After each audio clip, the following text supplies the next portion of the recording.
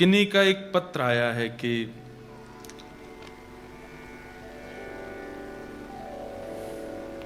आप श्री के गिरधर लाल जी के विवाह उत्सव में वृंदावन आई थी, तभी मैंने वहां से लाला और लाली की सेवा घर पधराई। उनका नाम मैं आपसे ही रखवाने की इच्छा है। ये भाव आया कि मेरे ये भाव आप पूरा कर सकें, मेरी ये प्रार्थना। अब गिरधर लाल जी के विवाह उत्सव में प्रिया प्रियतम आए हैं, तो फिर उनका नामकरण फिर श्री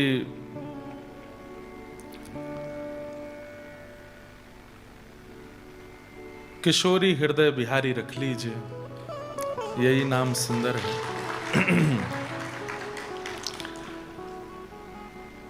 आप ठाकुर जी लेकर के नहीं आते हैं, ठाकुर जी आपको चुनते हैं।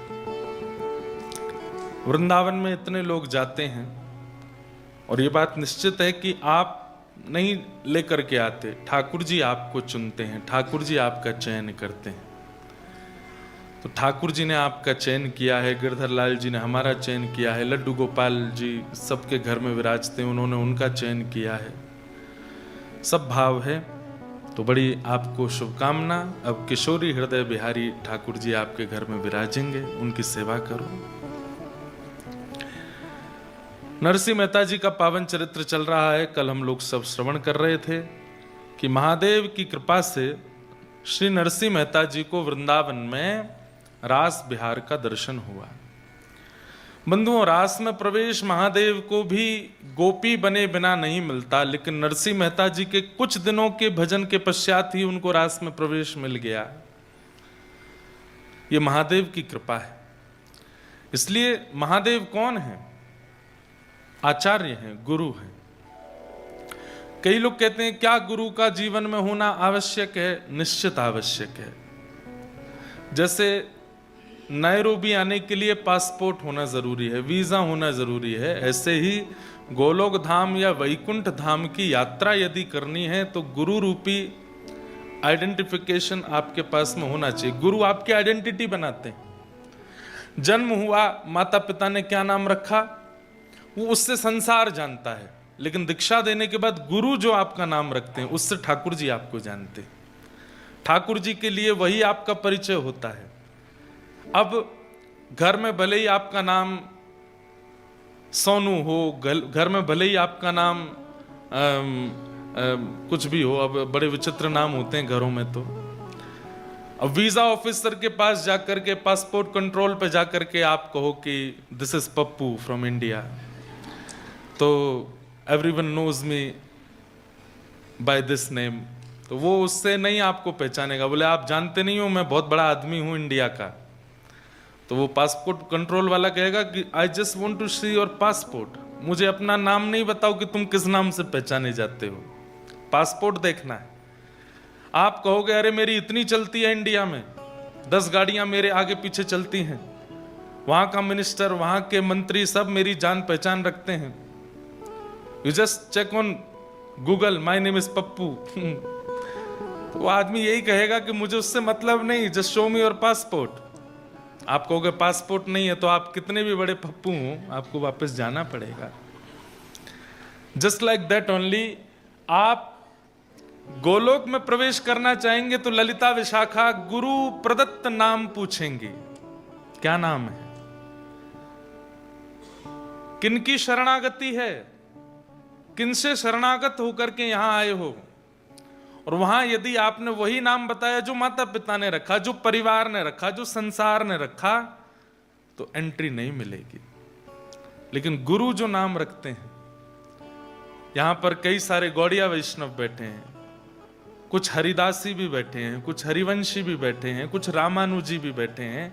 आचार्य आपका नामकरण करते हैं और उसी नामकरण से आपकी निकुंज में चर्चा होती है।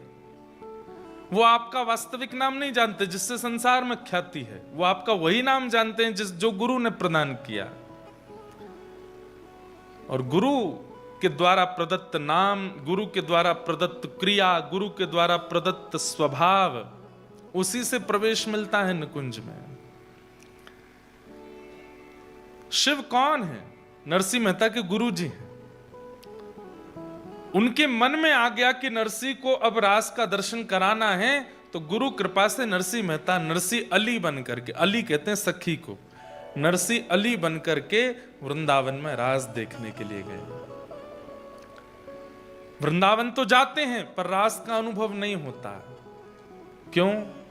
कहीं ना कहीं गुरु प्रदत्त जो क्रिया है या गुरु प्रदत्त जो भावना है या गुरु प्रदत्त जो नियम है, शायद उसका पालन इतने भाव से किया नहीं गया। और दूसरी बात भी कह सकता हूं, शायद गुरु की उतनी कृपा नहीं है। नहीं तो वृंदावन जाकर के अनुभूतियां तो होती हैं। कई लोग वृंदावन जाते हैं तो उनको ऐसा लगता है कि छोटी गलियां हैं, बहुत मिसमैनेजमेंट है, बहुत भीड़ है, कोई वो नहीं है, ऐसा नहीं है, वैसा नहीं है। वो आके केवल कंप्लेंस ही करते रहते हैं। पर कई लोग उन्हीं दिनों में वो भी गए हैं, पर वो आकर के जैसे पूछते हैं कैसा लगा वृंदावन, तो they will just close their eyes और आंसू निकलने लगेंगे, हम बता नहीं सकते। तुमको भीड़ ने परेशान नहीं किया? पता ही नहीं चला कब थी भीड़? तुमको रात्रि में ये असुविधा नहीं हुई? नहीं, हमको तो ऐसा कुछ अनुभव नहीं हुआ। अभी गिरधर लाल जी का ब्याहुला हुआ था बरसाने में, तो हमने बरसाना से लगभग 6 किलोमीटर दूर माता जी गौशाला में कार्यक्रम रखा कि हमें पता था कि भीड़ बहुत होगी और हम संभाल नहीं पाएंगे। तो पहले दिन पूज्य पिताजी महाराज जब व्यवस्था देखने गए तो मुझको आके बहुत डांटा, बोले इतनी दूर तुमने व्यवस्था, बरसाना से 6 किलोमीटर दूर, वहां कोई रिक्शा नहीं जाता, कोई साधन नहीं जाता, वहां लोग कैसे पहुंचेंगे? मैंने कहा पिताजी अब जैसे भी हो, व्यवस्था में भगदड़ नहीं होनी चाहिए, कोई स्टैम्पेड ना हो जाए, बहुत ज्यादा क्राउडेड ना हो जाए, इसलिए मैंने दूर रखा। पर स्टिल लाल जी की बारात में there was more than 1 lakh people. Lal ji की इतनी बड़ी बारात अभी तक हुई नहीं है। 1 लाख आदमी, मतलब सुबह 10 बजे से लेकर के रात्रि 6 बजे तक, 7 बजे तक बरसाना वाज पैक्ड। पूरे बरसाना में जाम लगा हुआ था, इतनी भीड़। और वहां 6 किलोमीटर दूर भी लोग आए। अब उसके बाद में लोगों के 2 तरीके के रुझान। कई लोग, अरे हम तो परेशान हो गए, इतनी लंबी यात्रा, इतनी लंबी, उसमें बीच में हम तो थक गए, हमको तो बहुत मिट्टी लगी, हम तो बहुत धूल मिट्टी खा गए, हमारा तो गला खराब हो गया, ऐसा हो गया, कई लोगों की शिकायत। और वहीं कुछ लोग कैसे, वो नेत्रों से जा नहीं रही है छवि, ऐसा लग रहा था कि मानो सच में गोलोक धाम की बारात है, साक्षात गिरधर लाल जी विराजमान हैं, सारे सखा मंडली आगे पीछे नाचते जा रहे हैं। और इतनी सारी भीड़ ऐसे लग रही थी मानो जैसे 84 कोस के ब्रजवासी आ गए हैं, सब ठाकुर जी की बारात में नाचते हुए जा रहे हैं। एक लड़का था 20 साल का होगा, 20-21 साल का, most of them was youngsters उस पूरी बारात में। एक 20 साल का लड़का सुबह 10 बजे से रात्रि 7-8 बजे तक केवल एक ही चीज कह रहा था, बधाई हो, बधाई हो। जिसको मिले उसको बोलता था बधाई हो। And he was just crying, continuously crying. उसका, मेरे को जब वो मिला उस समय 5 बज गए थे, तो 10 बजे से बोल रहा था तो उसकी आवाज नहीं निकल रही थी, और बस रोता हुआ, जानकार हो अनजान हो, उसको गले लगा के बोले बधाई हो, मेरे लाला का ब्याह है, बधाई हो, मेरे लाला का ब्याह है, बधाई हो।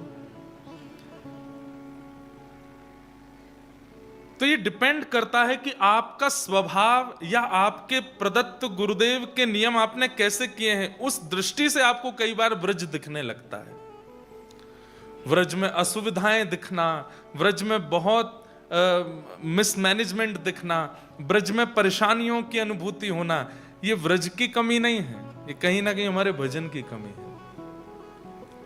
अभी होली के दिन निकल करके गए, बहुत लोग कंप्लेंट्स करते हैं होली पे, व्रज में ऐसा होता है, व्रज में ऐसा होता है।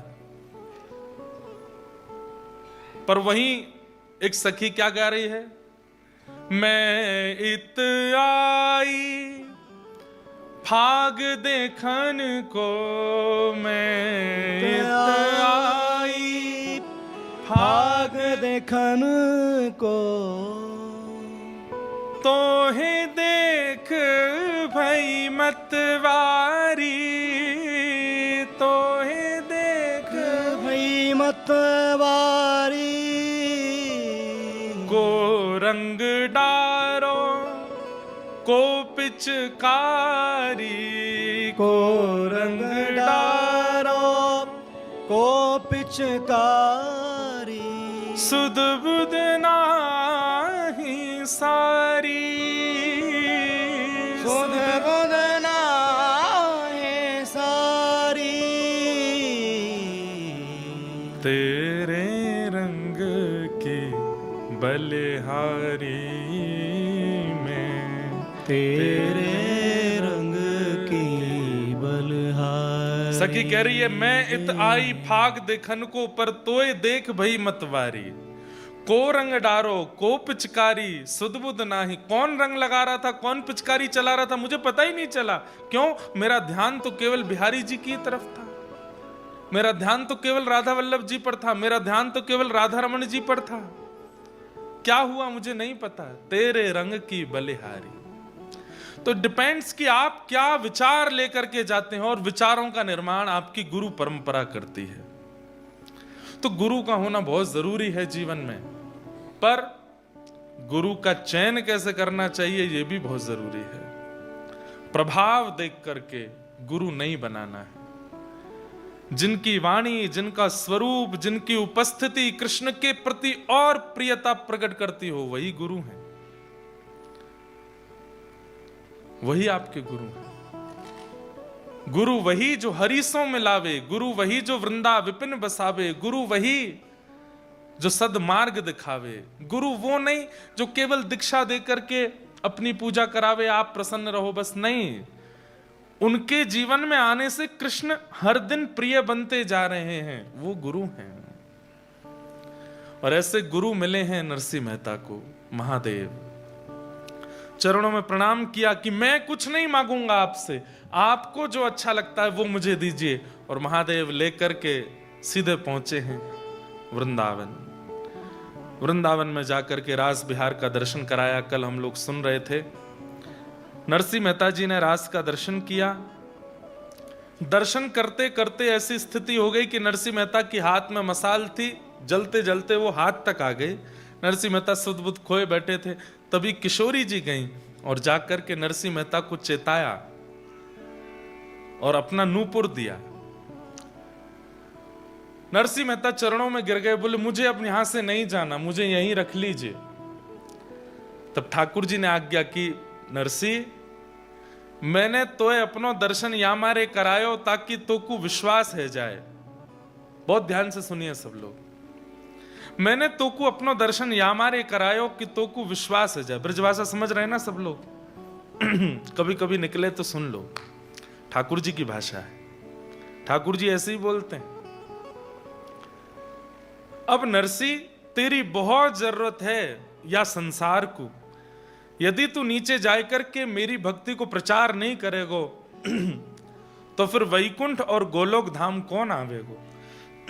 इसलिए नरसिंह अब तू जा। नरसिंह मेहता बोले आपकी याद आएगी तो मैं क्या करूंगा, आपका दर्शन करने की इच्छा होगी तो मैं क्या करूंगा। ठाकुर जी ने तुरंत एक करताल प्रदान की। यू नो करताल, एक तो मजीरा इसको भी बोलते हैं, एक ऐसे बजाते हैं, लेकिन मूल रूप से करताल किसको कहते हैं? कर कहते हैं हाथ को, और ये है करताल, इसको करताल बोलते हैं।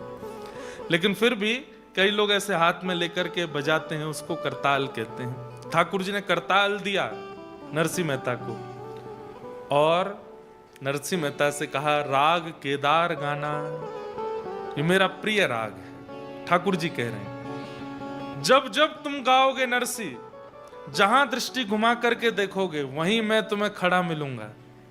और बंधुओं, केवल नरसिंह मेहता को नहीं, मैं आपको ये बात प्रमाणित करके कह सकता हूं कि राग केदार में आज भी सामर्थ्य है। यदि कोई शुद्धता से गान कर दे, भाव से गान करे, तो आज भी ठाकुर जी दिख जाएंगे। ये राग केदार की खूबसूरती। हाँ, घर के अंदर बैठ के गाओगे, कमरा में बैठ के, तो शायद हो सकता है अनुभूति ना हो। प्रकृति के बीच में गाओ, या फिर वृंदावन बरसाना में कहीं एकांत में बैठ करके गाओ और राग केदार गाओ। केदार गाएं, कुछ सुनाएं केदार में? सुनाते हैं। जय हो। ठाकुर जी किशोरी जी से वार्ता कर रहे हैं, एक ठाकुर जी की लीला सुनाते हैं केदार राग में। वाह।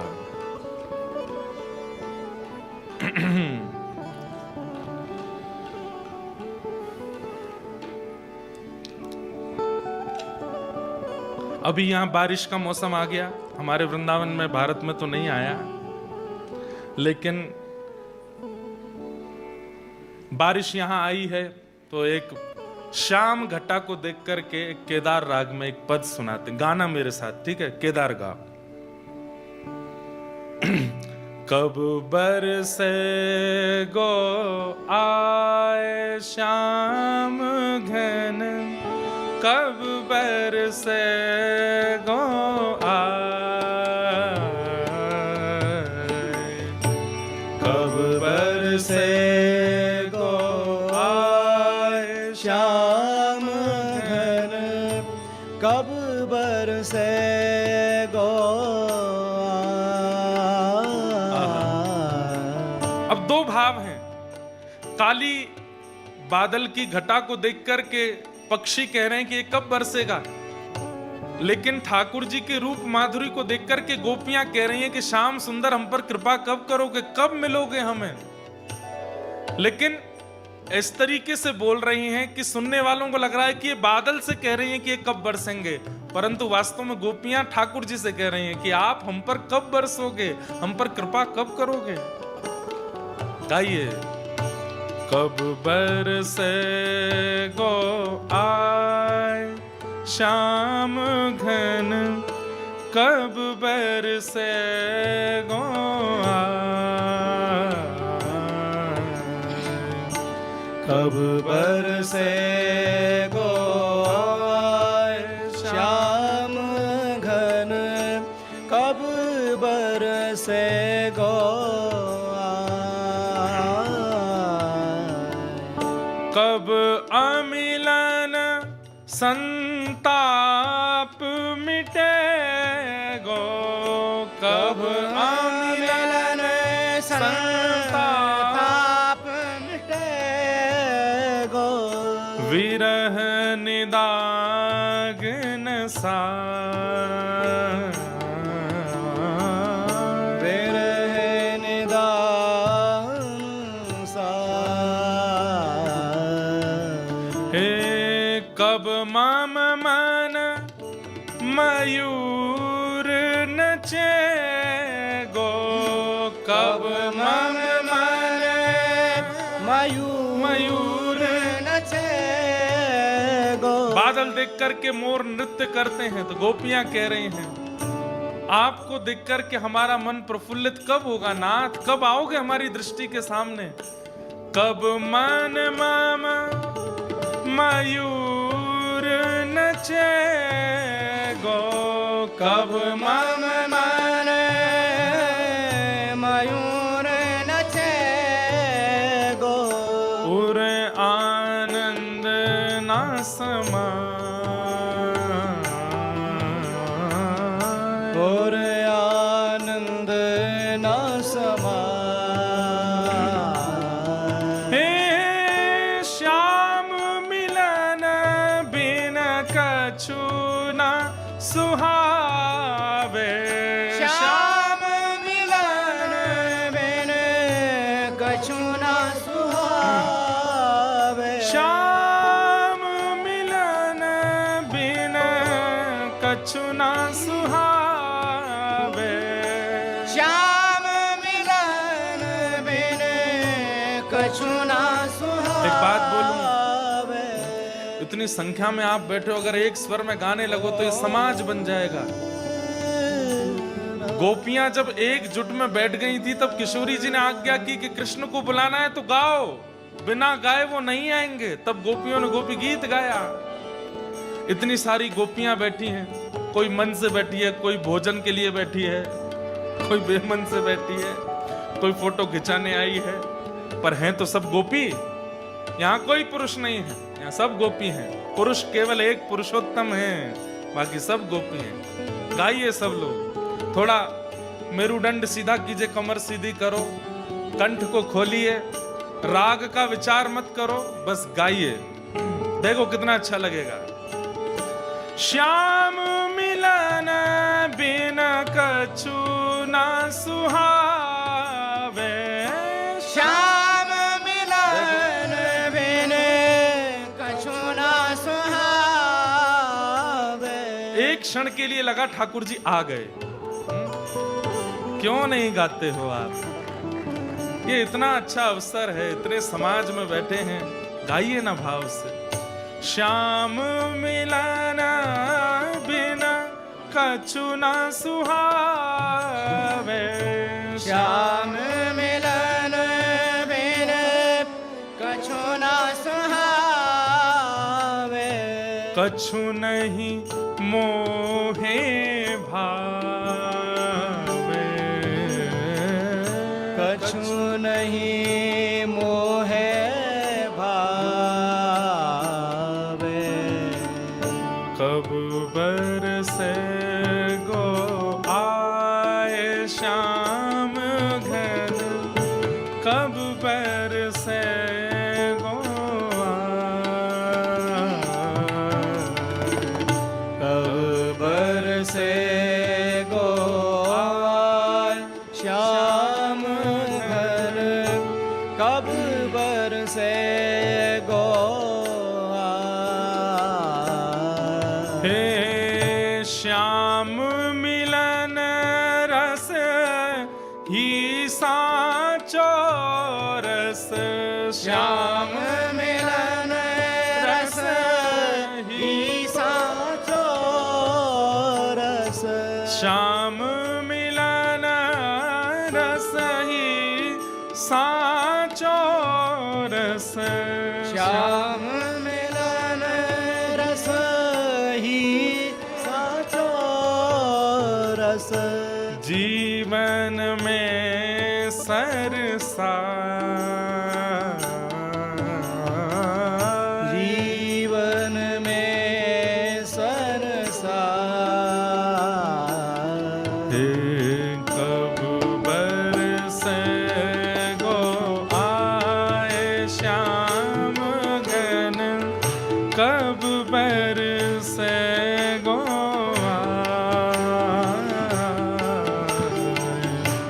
कब बरसे गो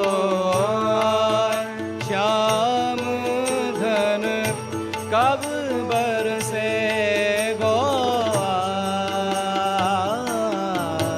हे श्याम मिलन बिन कछु न सुहावे, श्याम मिलन बिन कछु न सुहावे। श्याम मिलन बिन कछु न सुहावे, श्याम मिलन बिन कछु न सुहावे।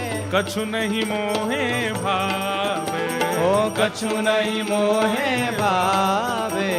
श्याम मिलन रस ही साचो रस, श्याम मिलन रस ही साचो रस। श्याम मिलन रस ही साचो रस, श्याम मिलन रस ही साचो रस। जीवन में सरसा, जीवन में सरसा। दर्शन दो भगवान नाथ मोरी अखियां प्यासी रे, दर्शन दो बनवारी नाथ मोरी अखियां प्यासी रे। दर्शन दो भगवान नाथ मोरी अखियां प्यासी रे, दर्शन दो बनवारी नाथ मोरी श्री अखियां प्यासी। नरसिंह मेहता को राग भी दिया और वह राग सिखाया भी ठाकुर जी ने। यह भी समझने वाली बात। नरसिंह मेहता छोटे से, उनको कहां संगीत आता है? राग दिया भी ठाकुर जी ने, तो फिर नरसिंह मेहता बोले नाथ ये गाना कैसे है? तो फिर ठाकुर जी ने गा के सिखाया भी, ऐसे गाना है। और अब नरसिंह मेहता लिए करताल, हाथों में करताल है, पैरों में प्रिया जी ने नूपुर पहना दिए हैं, श्री किशोरी जी ने नूपुर पहना दिए हैं। और अब नरसिंह मेहता बस वही करताल बजाते हैं, नूपुर बजाते हुए पुनः जूनागढ़ चले गए। ठाकुर जी ने आज्ञा करके भेजा है कि तुमको अभी भक्ति का प्रचार करना है, इसलिए तुम अभी यहां नुकुंज में नहीं रुको, जाओ वापस। और नरसिंह मेहता वापस जूनागढ़ आ गए। ठाकुर जी का दर्शन हुआ, लौट करके आए नरसिंह मेहता। अब तो जित देखूं उतित श्याममयी, जहां देखते हैं वहीं ठाकुर जी दिखाई देते हैं उनको। कहां जाएं? तो घर गए अपने बड़े भैया के पास, भाभी के पास। जैसे ही पहुंचे नरसिंह मेहता के वैसे ही चिड़े हुए थे भैया भाभी दोनों, और अब ये पैरों में नूपुर देख करके, हाथ में करताल देख करके, और इनकी वेशभूषा जो भक्तों की सी बनी हुई थी उसको देख करके तो भाभी और भैया दोनों और गुस्सा हो गए। अरे हमने तो सोचा था कि तू मर गया होगा, तो लौट के आ गया फिर से, और ये क्या पहन के, ये घुंघरू पहन करके कहां घूम रहा है, और ये क्या हाथ में ले रखा है। नरसिंह मेहता ने दंडवत प्रणाम किया दोनों भैया भाभी को। ये ठाकुर जी को पुकारवे को यंत्र है, ये करताल है और ये नूपुर है। जब करताल बजाते बजाते कीर्तन करते करते नृत्य करते हैं तब नूपुर की ध्वनि बजती है, इससे प्रिया प्रियतम प्रसन्न होते हैं, इसलिए मैं इनको पहन के आया हूं। भैया जोर से उपहास करने लगे, अरे राम राम राम, ये क्या कर रहा है, चल चल तुझे राजा के पास ले चलता हूं, राजा से कहूंगा वो तुझे थोड़ी नौकरी दे देंगे, 2-4-5 रुपया महीना कमा लेगा, तेरा भी जीवन कट जाएगा, ये सब उतार दे, क्या पहन के घूमता है। नरसिंह मेहता बोले भैया ये तो नहीं उतारूंगा मैं, क्योंकि जिन्होंने पहनाया है वो बहुत विशेष है। कौन माने नरसिंह मेहता की बात। भाभी चिल्लाने लगी, बोले मैं ऐसे नहीं रहने दूंगी इसको घर में, पहले ही इसके कारण हमारा पूरा अपयश होता रहा है पूरे नगर में, और अब इसको ये घुंघरू पहन के घूमेगा, करताल बजाता घूमेगा, सब इसको क्या क्या बोलेंगे और इसकी वजह से हम लोगों को कलंकित करेंगे। आप पहले ही सुन लीजिए, इसको बाहर कर दीजिए, या तो ये रहेगा या मैं रहूंगी। नरसिंह मेहता बहुत चिंता में आ गए। भाभी मां, मैं कोई भार बन के नहीं, ये तो भगवत प्राप्ति के लिए हम सब जीवन में आए हैं, हम सब ने जन्म लिया है, उसी भाव की पूर्ति करना हूं मैं। बंधुओं एक बात ध्यान रखिएगा, हम लोग कई बार बहुत प्रेशराइज कर देते हैं किसी को कि you should wear Tilak and all every day. अच्छी बात है, पहनना ही चाहिए, नित्य तिलक धारण कीजिए, नित्य कंठी पहनिए, नित्य धोती पहनिए। पर कभी कभी ऐसा होता है कि देखिए मेरे साथ ये चीज डिस्टर्बिंग नहीं है, मैं रोज तिलक धारण करूं, रोज कंठी पहनूं, रोज धोती पहनूं, उसमें कोई दिक्कत नहीं, क्योंकि मेरा जीवन भी कृष्ण है, मेरे प्राण भी कृष्ण है, मेरा प्रोफेशन भी कृष्ण है, मेरा सब कुछ कृष्ण बन चुके हैं, इसलिए मुझे इतनी दिक्कत नहीं। पर आजकल के युवा जो कॉलेज भी जाते हैं, अपनी पढ़ाई आदि भी करते हैं, उनको तिलक धारण करने में अगर वहां उपहास सहना पड़ता है तो या तो वो प्रहलाद जी की तरह, नरसिंह मेहता की तरह इतने बोल्ड बन करके रहें कि तुम चाहे जितना मजाक उड़ाओ, हम फिर भी तिलक धारण करेंगे, हम फिर भी शिखा रखेंगे, हम फिर भी धोती पहनेंगे। लेकिन यदि वो उपहास मन को व्यथित करता हो तो ऐसी स्थिति में भक्ति का उपहास ना हो ऐसी क्रिया करनी चाहिए। और वहां आचार्यों ने एक आज्ञा दी है, क्या कि आप हाथ में जल लेकर के आप अपने गुरुदेव का स्मरण करके और जल का तिलक धारण कर लीजिए। दैट इज इनविजिबल, लोगों को नहीं दिखेगा, ठाकुर जी को तो दिखेगा कि मेरो है, तो वो आप धारण करके जा सकते हैं। लेकिन घर वापस आते ही पुनः आपको तिलक धारण करना पड़ेगा।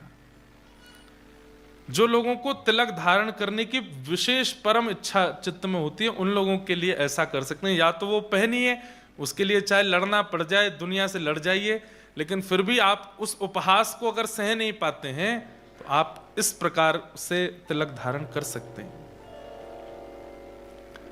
नरसिंह मेहता जी ने मन में विचार किया कि अकेले मेरा उपहास होता तो मैं सह लेता, लेकिन यहां पर करताल का, नूपुर का, संकीर्तन का, भक्त भेष का अपराध हो रहा है, ये मैं नहीं सह पाऊंगा। और नरसिंह मेहता ने अपने भैया भाभी को प्रणाम किया, बोले मैं घर छोड़ के जा रहा हूं। तो बोले तू जा रहा है इसमें तेरी भलाई होगी। नहीं नहीं नहीं, हम निकाल रहे हैं, हम तुझे घर से निकाल रहे हैं। सोचिए, बोले अगर ये कह के जाएगा कि मैं जा रहा हूं तो नगर के लोग कहेंगे कि उसने घर छोड़ा, इसमें इसकी भलाई मानी जाएगी। ऐसा करो कि हम तुझे निकाल रहे हैं। और नगर के लोगों को पता चले तो हल्ला करते हुए नरसिंह मेहता को घर से निकाल दिया। सब लोगों ने समझ लिया कि नरसिंह को घर से निकाल दिया है। नरसिंह मेहता जी बोले, भैया मेरे तो ठाकुर जी हैं, अब वही मेरा जीवन चलाने वाले हैं, वही मेरी रक्षा करने वाले हैं, देखेंगे क्या होता है। गांव के बाहर एक धर्मशाला थी, उस धर्मशाला में जाके नरसिंह मेहता रहने लगे। वहीं बैठ करके अपना भजन करते थे। तभी पास के एक गांव में एक ब्राह्मण रहते थे। उनकी बेटी का नाम था मणिक गौरी। तो मणिक गौरी ने अपने पिता से कहा था कि मैं ऐसे वैसे किसी से ब्याह नहीं करूंगी, मैं ऐसे से ब्याह करूंगी जिससे ब्याह करके मेरे भजन में वृद्धि हो, मुझे भगवत मिलन में और सहायता हो। मुझे धनवान नहीं चाहिए, मुझे रूपवान नहीं चाहिए, मुझे साधक भक्त व्यक्ति चाहिए जिससे मैं ब्याह करूं। पिताजी बोले, ऐसा लड़का कहां मिलेगा? जगह जगह ढूंढते रहे, कहीं नहीं मिला। तो उन पिता ने ठाकुर जी की आराधना की। ध्यान से सुनिएगा, खूब आराधना की और कहा कि मेरी पुत्री जैसा वर चाहती है वैसा वर इस संसार में मिलेगा। एक दिन ठाकुर जी पहुंच गए स्वप्न में और उनसे जाकर के बोले, पास का एक स्थान है जूनागढ़? बोले हाँ, वहां धर्मशाला में एक रहता है, नागर वंशीय ब्राह्मण है, उसका नाम है नरसिंह मेहता, तुम्हारी बेटी का उससे ब्याह कर दो। सोचिए, everything is designed and scripted by Thakur ji of Narasimha Mehta. हम लोग अपने जीवन का निर्माण स्वयं करते हैं, इसलिए जीवन में आने वाली विपत्ति भी हमको ही सहनी पड़ती है। लेकिन नरसिंह मेहता ने ऐसा समर्पण किया है ठाकुर जी को कि सब कुछ ठाकुर जी डिजाइन कर रहे हैं। क्या खाना है, क्या पहनना है, कहां जाना है, किससे मिलना है, कब बैठना है, ये सब कुछ ठाकुर जी डिसाइड कर रहे हैं। यही असली भक्त का स्वरूप होता है। मैं बहुत प्रशंसा के रूप में नहीं कह रहा हूं या अभिमानवश नहीं कह रहा हूं, पर हमने भी अपने लाल जी को अपना जीवन अर्पित कर रखा है। वो जैसा चाहते हैं वही होता है। उनकी इच्छा के बिना इस तन के ऊपर वस्त्र भी नहीं आता, ये निश्चित बात है। उनकी इच्छा के बिना मैं विदेश में भी कहीं नहीं जाता। नायरोबी आने के लिए भी पर्ची डालनी पड़ती है कि आप चलोगे, वो हां बोलते हैं तो ही आते हैं।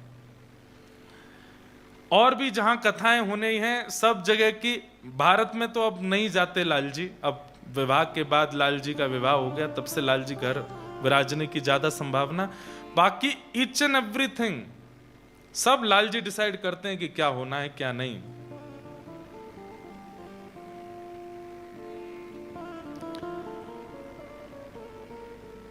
ईच एंड एवरीथिंग मतलब ईच एंड एवरीथिंग। हमारी गृहिणी भी उन्हीं की आज्ञा से आई है, ये भी उन्हीं की आज्ञा है।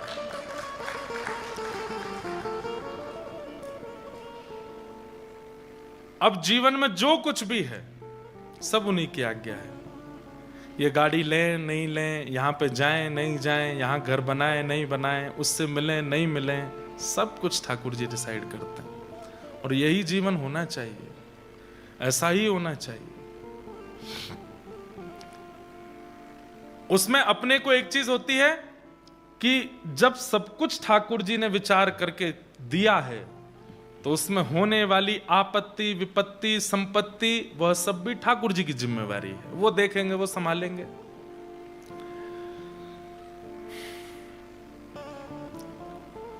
ठाकुर जी ने आज्ञा करके ब्राह्मण देवता को कहा कि अपनी बेटी का विवाह तुम वहां कर दो नरसिंह मेहता से, जाओ। यहां पर उन ब्राह्मण देवता ने अपनी बेटी मणिक गौरी का ब्याह नरसिंह मेहता से किया। नरसिंह मेहता जी ने भी ब्याह कर लिया, गृहस्थाश्रम में प्रवेश किया। आपकी पहली बेटी हुई जिसका नाम था कुमरी बाई। क्या नाम था? कुमरी बाई। ब्याह के 2 साल बाद प्रथम पुत्री हुई कुमरी बाई, जिसको आप नन्ही नन्ही कह के बुलाते थे। क्या बोलते थे? नन्ही। जैसे बालक, पिता अपने बालक को प्यार से बुलाता, तो ऐसे ही नन्ही नन्ही बोलते थे। उसी से उनका फिर कालांतर में नाम नानी हो गया और सब उनको नानी बाई बोलने लगे। और वही कथा फिर कल आएगी, नानी बायनो मायरो, जिनका भात भरने के लिए स्वयं ठाकुर जी गए थे।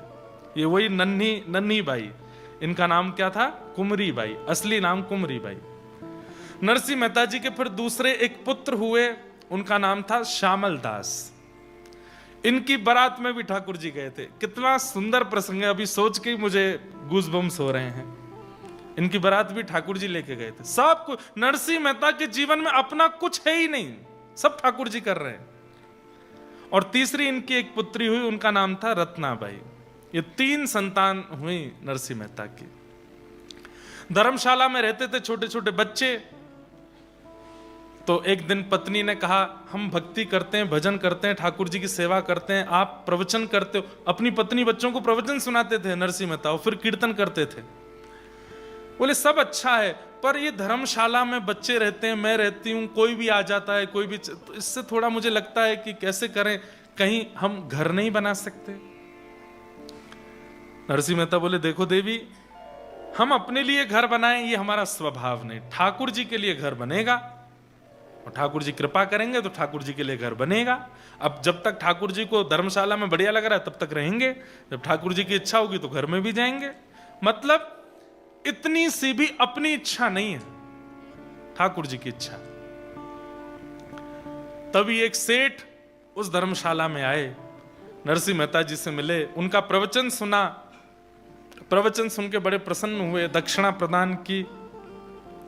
नरसिंह मेहता जी की पत्नी ने भोजन बना करके उनको पवाया। वो सेठ जी बोले, मैं बहुत प्रसन्न हूं नरसिंह जी, आप यदि आज्ञा करें तो मैं आपको जूनागढ़ में जगह खरीद के घर बनवा के दे दूं। पत्नी की तो आंख खुल गई, बोले कि बोल दो, ठाकुर जी नहीं भेजा है। नरसिंह मेहता बोले, देखो हमको तो घर नहीं चाहिए, हमको तो कहीं नहीं रहना है, पर ठाकुर जी चाहेंगे तो। बोले नहीं नहीं, ठाकुर जी ही चाह रहे हैं, इसीलिए हम आपसे कह रहे हैं। खूब कहा। नरसिंह मेहता बोले, मैं कैसे मान लूं कि ठाकुर जी चाह रहे हैं। बहुत देर तक तो वो सेठ जी बताते रहे कई बात, लेकिन नरसिंह मेहता नहीं माने। अंत में आकर के उन्होंने अपना असली रूप दिखाया। वो कोई और नहीं, श्री अक्रूर जी महाराज थे, जो भगवान को वृंदावन से मथुरा लेकर के गए थे, ठाकुर जी के काका जी। अक्रूर जी जब प्रकट हुए देव रूप, जब नरसिंह मेहता ने देखा, बोले आप कौन है? बोले मैं अक्रूर हूं, ठाकुर जी को मथुरा से, वृंदावन से मथुरा में ही लाया था, वहां से फिर यहाँ द्वारिका में भी मैं हूं, मैं काका हूं ठाकुर जी का। ठाकुर जी ने ही मुझे भेजा है कि नरसिंह के लिए एक भवन निर्माण करो, आपकी कुछ रिक्वायरमेंट बता दो। नरसिंह मेहता बोले, हमारी तो एक ही रिक्वायरमेंट है कि हमारे घर में कोई भी आवे तो उसको ये ना लगे कि ये घर है, उसको ये लगे ये तो कोई मंदिर है, उसको ये लगे ये तो कोई साधना का स्थान है, उसको ये लगे यहाँ संत कभी भी रह सकते हैं, संत निवास होना चाहिए, ठाकुर जी के कीर्तन का स्थान होना चाहिए, यज्ञ मंडप होना चाहिए, भोजनशाला होनी चाहिए, सेवा के लिए कोई भी राहगीर, क्योंकि जूनागढ़ बीच में है, एक तरफ सोमनाथ, दूसरी तरफ द्वारिका, तो दर्शनार्थी आते जाते रहते हैं। दर्शनार्थियों की रहने की उत्तम व्यवस्था, उनकी सेवा की, मतलब अपने लिए कुछ नहीं चाहिए, ऐसा भवन बनाओ। अक्रूर जी महाराज द्वारिका के एक प्रकार से छोटे सेनापति हैं, वो ऐसा भवन निर्माण कराया उन्होंने कि जूनागढ़ के लोगों की आंखें खुली रह गईं। अद्भुत भवन। लेकिन नरसिंह मेहता वहां जैसे ही पहुंचे, जाकर के प्रणाम किया, ठाकुर जी को विराजमान किया, पत्नी बच्चों के साथ प्रवेश किए, रात भर सोए नहीं। पत्नी बोली, क्या हुआ? मन नहीं लग रहा है। क्यों? अरे इस घर में हम रह रहे हैं तो ऐसा लग रहा है हम स्वामी हैं इस घर के, कोई होना चाहिए साथ में, कोई साधु, कोई महात्मा, कोई साधक, कोई भक्त, वो रहे हमारे साथ। तभी जूनागढ़ में कुछ सूरदासों का आगमन हुआ। सूरदास जानते हैं, जिनके नेत्र नहीं होते। ऐसे 16-17 सूरदास आए, ध्यान से सुनिएगा, जो एक दूसरे का कंधा पकड़ के चलते थे, दिखाई नहीं देता था, आगे वाला छड़ी पकड़ के चलता, बाकी सब उसके एक दूसरे के कंधे पकड़ लेते। और इनका काम क्या था सूरदासों का? घर हर द्वार पर जाते और मंजीरा बजा करके कीर्तन करते। घर के व्यक्ति की अगर श्रद्धा होती तो वो इनको भोजन दे देता, दक्षिणा दे देता, खा पी करके वहीं गुजर बसर कर लेते। फिर दूसरे घर में जाते, वहां थोड़ी देर कीर्तन करते। ऐसे एक दिन नरसिंह मेहता ने घर के बाहर देखा तो 17 सूरदास एक दूसरे के पीछे कंधा पे हाथ धरे चल रहे थे। हाथ में मंजीरा, करताल, कीर्तन जैसे ही करने लगे नरसिंह मेहता के द्वार के बाहर, तुरंत अपनी पत्नी के साथ गए, सबके चरण वंदन किए, चरण धोए, चरण धो करके माला पहनाई। नरसिंह मेहता बोले, आप सब कौन हैं? बोले, हम सब सूरदास हैं, ठाकुर जी का कीर्तन करते हैं, घर घर के बाहर जाकर के कीर्तन करते हैं, फिर जो मिल जाता है उससे पाते हैं। बोले, आप ठाकुर जी की प्राप्ति के लिए भजन करते हो कि भोजन के लिए भजन करते हो? तो उन्होंने कहा, अभी तो भोजन के लिए कर रहे हैं, पर भोजन सहज ही मिल जाएगा तो ठाकुर जी के लिए करने लगेंगे। नरसिंह मेहता बोले, तो आप सही जगह आए हो, आज से ये भवन आपका है और आप यहीं रहेंगे हमारे साथ। सबकी उम्र पूछी, सुनिएगा ध्यान से। क्यों उम्र पूछी? बोले, नरसिंह मेहता से जो छोटे हैं वो सब छोटे भाई, और जो बड़े हैं वो सब बड़े भाई, और तो परिवार है नहीं, यही मेरा परिवार। पत्नी से कहा, ये जेठ हैं, ये 3-4 जो हैं, और ये बाकी के जो हैं तुम्हारे देवर हैं, इनसे घूंघट करके रहना, इनको रोज प्रणाम करना। और पत्नी भी उसी भावना से उन सबको प्रणाम करती। गली मोहल्ले के लोग पूछते, अरे नरसिंह ये कौन है? बोले, रिश्तेदार हैं हमारे। अच्छा, दूर के होंगे? बोले, दूर के नहीं है, सबसे करीब के हैं, सबसे करीब के हैं। बोले, अच्छा, किनके बालक हैं? बोले, ठाकुर जी के बालक हैं, ठाकुर जी हमारे प्राण हैं और उनके ये सब बालक हैं, इसलिए हमारे सबसे करीबी हैं। अंतिम दिन तक, नरसिंह मेहता जी के अंतिम दिन तक ये सारे सूरदास उनके साथ ही रहे। एक दिन भी सूरदासों को दूर नहीं किया नरसिंह मेहता जी ने। नरसिंह मेहता कभी कभी उन सूरदासों के सामने बैठ करके कहते, आप कितने भाग्यशाली हो। बोले, क्यों? ठाकुर जी ने आपको नेत्र नहीं दिए। बोले, ये इसमें भाग्य क्या है हमारा? तब नरसिंह मेहता कहते, हरि में नैनहीन तुम नैना, हरि में नैनहीन तुम नैना। मैं नैनहीन हूं, इसका मतलब क्या है? मेरे नेत्र ठाकुर जी आप ही हो। थाम उंगरिया जौन डगरिया, थाम उंगरिया जौन डगरिया, थाम उंगरिया जौन डगरिया, थाम उंगरिया जौन डगरिया। ले चालो तुम जानो हो, ले चलो तुम जानो हरि में नैनहीन तुम नैना, हरि में नैनहीन तुम नैना। मैं नैनहीन हूं पर मेरे नेत्र आप हो। और नेत्रों का काम है वो अच्छे स्थान को देख के हमको वहां ले चलते हैं। मेरे नेत्र ही जब ठाकुर जी आप बन जाओगे तो थाम उंगरिया जोन डगरिया ले चालो तुम जानो, हरि में नैनहीन तुम नैना। आप लोग प्रेम से मेरे घर पर निवास कीजिए, आपका ही स्थान है। और नरसिंह मेहता उनके साथ में भाव से रहने लगे।